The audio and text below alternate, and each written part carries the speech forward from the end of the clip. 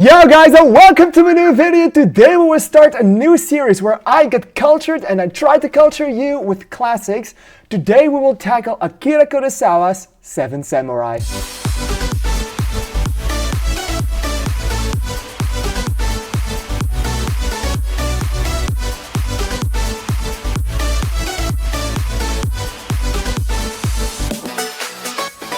Yes, so we all know there have been a lot of movies or motion pictures ever since the Roundhay Garden scene that came out in 1888, which was the first official motion picture to grace our scenes. After that, we got a lot of things. We got a lot of pictures, we got a lot of motion pictures, and also with that came a lot of instant classics, movies that have done a great thing for a cultural impact, a great deal for what the world has become right now. I think we all know movies like Jaws, The Godfather, Seven Samurai, Come and See, and all of those movies, and I will in this series tackle those movies whenever I see them to see what kind of a cultural impact that they had, some fun facts of the movie behind the scenes, and also because I'm still a reviewer, I'm also going to review these movies. Over the next 5 weeks, I will do some sort of Akira Kurosawa special because they have brought some 4K restorations back to the movie theaters.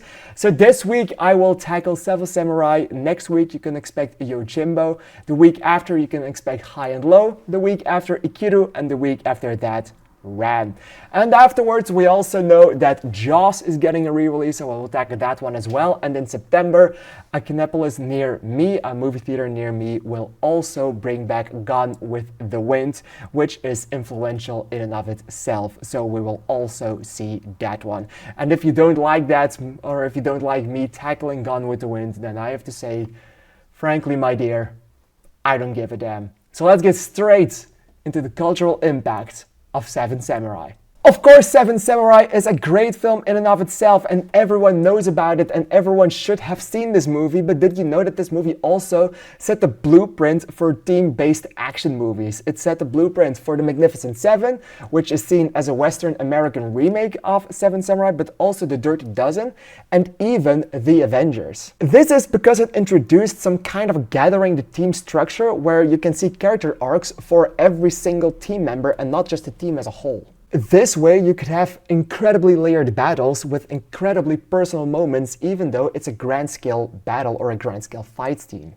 Of course, we already had it with Gone with the Wind, which is 3 hours and 58 minutes long, but with 3 hours 27, this one also really set and paved the way to let know to the audiences and to movie makers all around the globe in history that people could definitely handle extremely long runtimes. And this made sure that we could have Braveheart and The Godfather and The Lord of the Rings and The Lord of the Rings Extended Trilogy and Avengers Endgame even. People can handle long run times, and this movie definitely proved that to a lot of people around the world. This movie also revolutionized action editing, as Kurosawa used a multi-camera for the action sequences so they could film them from different points of views. It also made sure that they could use it for slow motion scenes for the impact, and also for geography reasons, like everything in the rain and them running through the water. It's incredibly impactful and incredibly insightful for other movie makers around the world.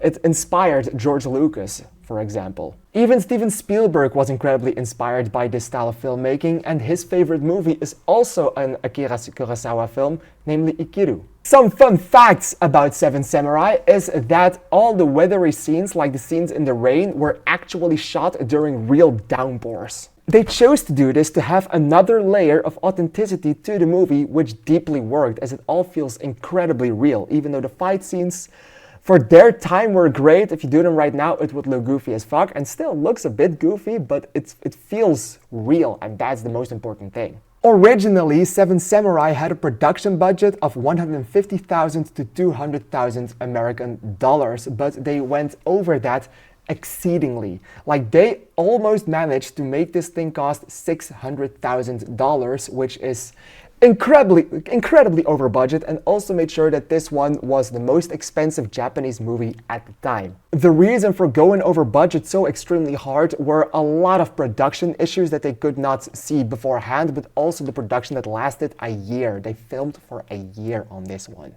Of course, I already told you that they filmed in the rain to add another layer of authenticity, but they also went as far to make everyone and every actor live in their costumes, to make them seem worn and to make them seem real. And they even asked the villagers in the movie not to bathe during production.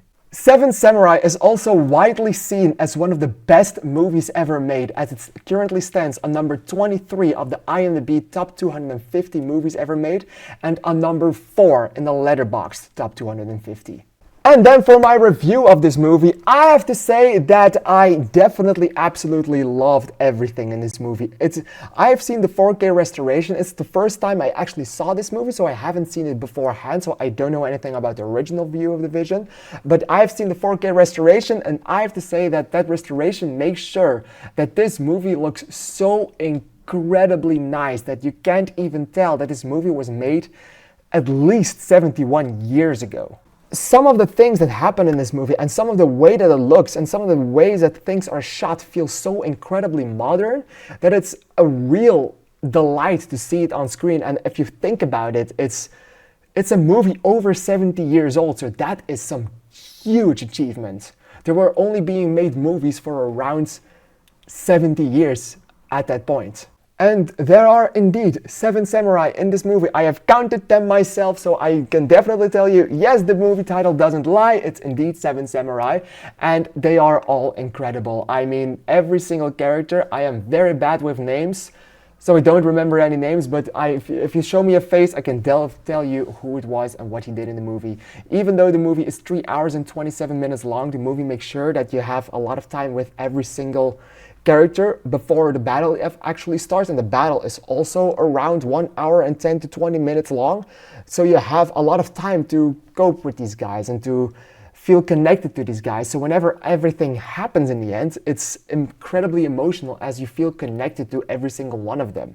It's incredible how good they made the story, how well they made the characters. The story of this movie is incredibly simple, but it works phenomenally and it works awesome because it's so incredibly to the point. It's 3 hours 27 minutes, but they tackle not so much. There is not some huge big plot B-side. There's just, we have 7 samurai, or we have a village, we have a problem in this village with bandits, and we need 7 samurai. We're gonna hire them so they can save us. And that's everything this movie has, but it makes it work for 3 hours and 27 minutes, and that's the biggest achievement that this movie can have.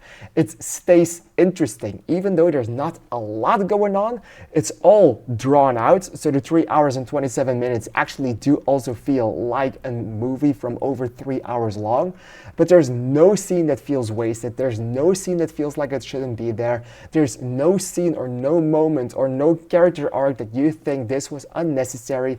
It all feels incredibly in its place. It all feels incredibly down there. It also feels perfect.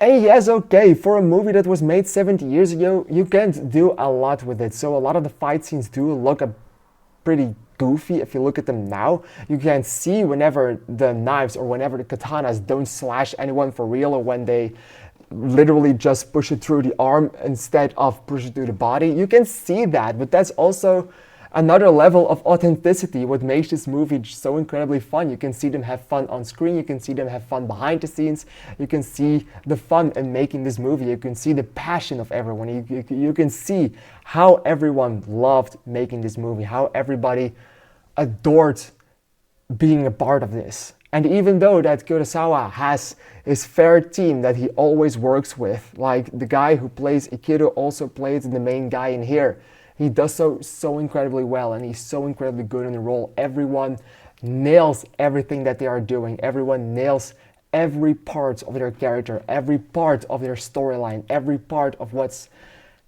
is going on between them and the bandits and everything else, and the emotional arcs, and it's all so incredibly great. This movie is indeed one of the best movies ever made, one of the best movies I have ever seen, and the more I think about it, the bigger I love it. Is it too long? Yes, it feels quite lengthy with 3 hours and 27 minutes, and it could have been shortened down, but the thing is, you can't ask me what could be shortened down because I could genuinely not tell you. It's It's incredible how you can make every minute and every second of a 3-hour, 27-minute long movie feel earned and feel necessary. And that is the best thing about this. Could it have been shorter? Probably. Highly probably, yes. But does it need to be shorter? No, absolutely not. I'm going to give this one 5 stars and a heart, so a 10.5 out of 10. What did you think of this one? Please let me know in the comments down below, because I'm really excited to hear your opinion on it. I want to thank you for watching, and I'd like to see you in the next video. Thank you, and bye bye.